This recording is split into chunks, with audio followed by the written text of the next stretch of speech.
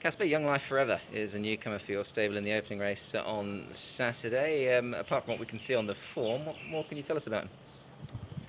Look, he's settled in quite nicely, into Hong Kong, and given him a nice prep leading into his first run. He's pleased me in his trials, in his jump outs, and we'd be expecting a nice first up effort.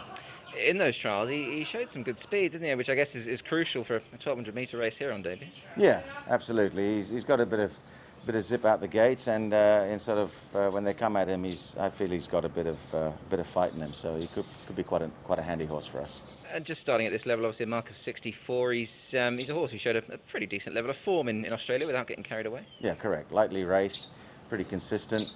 But like anything, they've got to do it in Hong Kong now. It's pretty tough.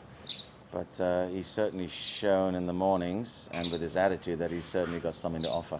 He's a half-brother to a Blue Diamond winner as well, I see, in the shape of Dormier, so he's well enough related. Yeah, and he's a good type to go with it. So yeah, I think we'll be expecting a nice run.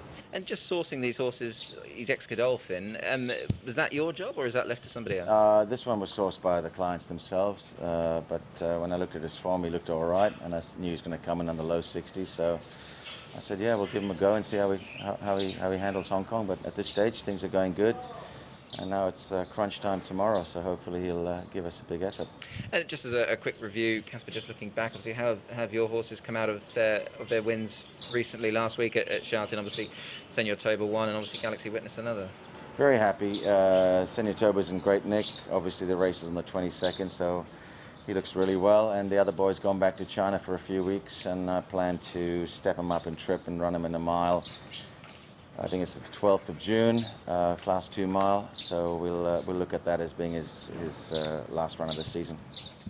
Zach, I'm a Single Man is a horse that you've ridden before. I haven't ridden him for a while though, but you're back on board Saturday.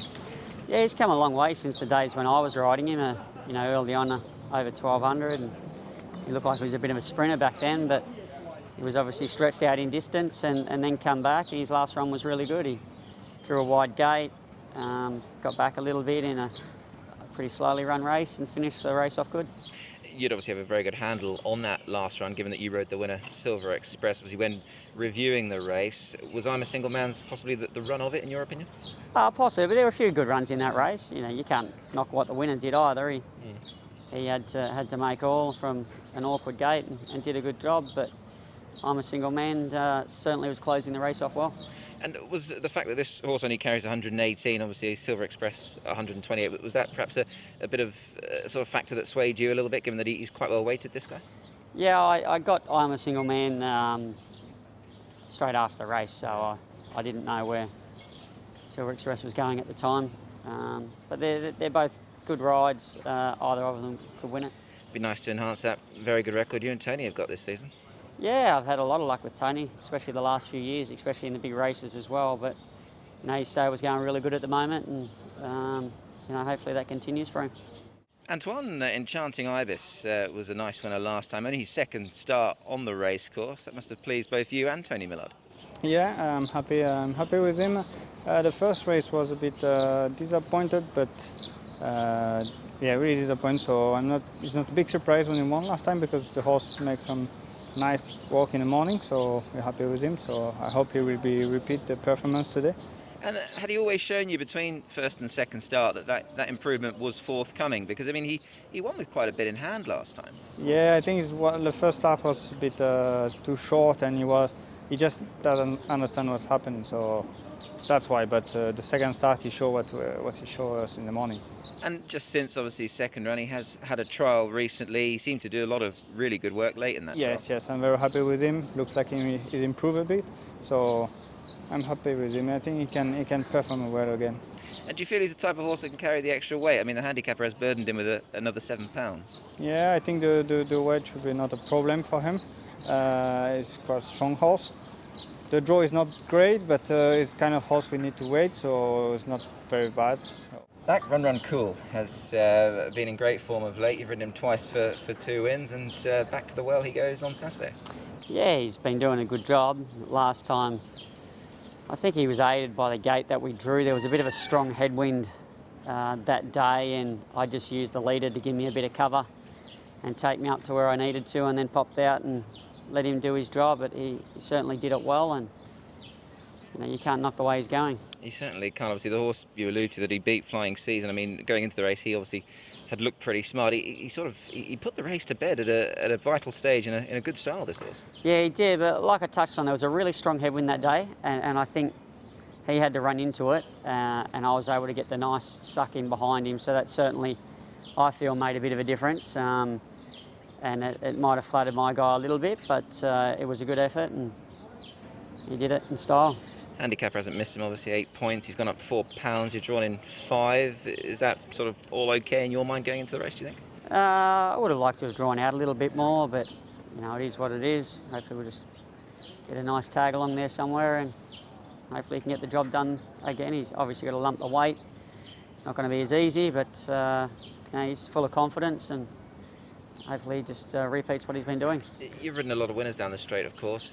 How important is it to be more that stand side in your opinion? It depends if the false rail is up or not. When it's up, the track's a little bit more even, but when it is taken down, you really want to be as close as you can to the outside fence, and then you have to factor in wind and things like that as well. So, it's fairly straightforward, but you always like to draw out if you can. Joao Erimo is a horse that we've spoken about quite extensively, actually, in his short career. He's had the 3 runs, and he runs again this Saturday.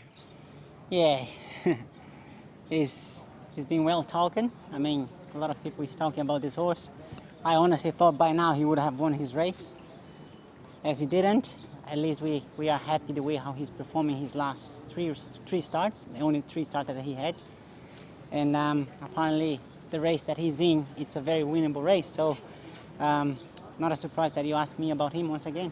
Yeah, he's obviously very nice. I guess half the reason we speak about him quite a bit is that he was quite expensive. I think he was over 600,000 euros, but that's obviously another story. On the horse himself, he's got blinkers this weekend. Now, how much of a change are you expecting with the headgear going on? Well, John and I, we had this in mind for a long time.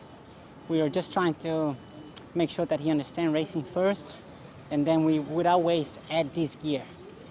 John, as usual, he takes his time. He let the horse actually tell them that they need it, and apparently this is the time to have it on. Feeling-wise, with the gear on, is like he's going to be a bit more sharp. He's going to be more on the bridle, and that hesitated that he shows in the last 100 meters, last 200 meters. I think that the blink is just going to put it away, put it aside, and he doesn't need to improve too much more to be competitive in this race. It's, as I said initially, this is a very winnable race. It certainly is on paper for sure, and obviously just as far as his gait is concerned, I know obviously gaits are very crucial here in Hong Kong, as they are everywhere. He's had a bit of torrid luck. His last couple have been very wide, but this time he's drawn in, which is a good thing. That makes me a bit happier, because having to deal with the outside gate the last 2 starts was a bit hard, I would say. But he still performed well. Off a better gate this time, I believe. I think it's not going to be as difficult, and hopefully he just brings his A game, and I'd be very surprised if he's not up there fighting for the win. Casper Storm Legend lines up in the last race. Very lightly raced here in Hong Kong, but he's showing bits and pieces of handy form. Yeah, I think he's quite a handy horse. I might have got him wrong because I thought sort of we'll step him out in distance, and he ran second at the Happy Valley Mile, but I think he's going to be better suited at 1400. And that run last time, obviously around here at Sha Tin, he didn't seem to get all the luck, really, did he, up the straight? He had a little bit of a troubled passage. Yeah, he was only beaten half a length, running 4th, and the handicap department nicely gave him a point for that, so which is appreciative of that.